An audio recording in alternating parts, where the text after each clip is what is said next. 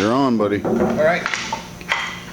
All right, what we're gonna do is we're gonna do rails now. So what I do is keep track, is I mark them on the top, that way I know which way they're going down.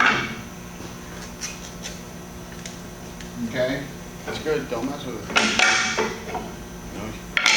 Okay, so basically, the stop and the head will get set up automatically when we set up the position where we want it. So we want to go ahead and turn it on.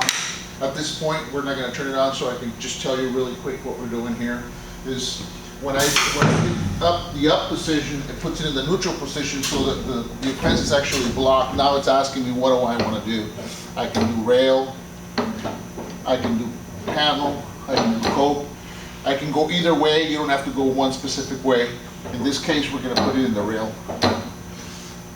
What do you like to start with usually, the rails? You can start with whatever you want. Basically, you have no, say the guys that are cutting the wood, or the guys that are cutting the wood, they wanna start, they bring you all the copes, and you can start doing, normally on the copes and the sticks, you're gonna do them more or less about the same time. Whatever wood they bring you first is what they're gonna start running. Normally, if they bring you everything together, you probably want to start with the rails, get them all, because that's a lot more sides, more pieces to cut. So that's what it is. So it's in the up position, it gets in the neutral position, it's locked, now we told it what we want the rail. Once we hit down, everything gets set up automatically. The head gets set up, the stops get set up. Now you always use that rear rail. I noticed you're using that to reference the board, like the. Well, that's basically your stop. Okay. So basically, if I push this forward, we got to remember to keep this one all the way up, otherwise it gets in the way.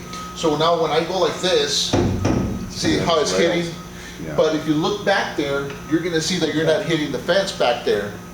Okay, so when you put your stick here, or you put it like this, you're gonna actually, you're gonna reference, you're gonna push it, so where you're all the way to the fence, it's basically you're square. You got this, and you got your back. You clamp it down, and you push back your fence, and you're pretty much ready to roll. If I were to run it, you're gonna see that it's touching the head now. So we're gonna run some parts now. And then you're gonna run the parts that I run right now, you're gonna run them too, okay? So what I'm gonna do is I'm gonna go ahead, just look at what I'm doing, because then I'm gonna have you do it, and I'm not gonna tell you what to do, okay? Just for the first time.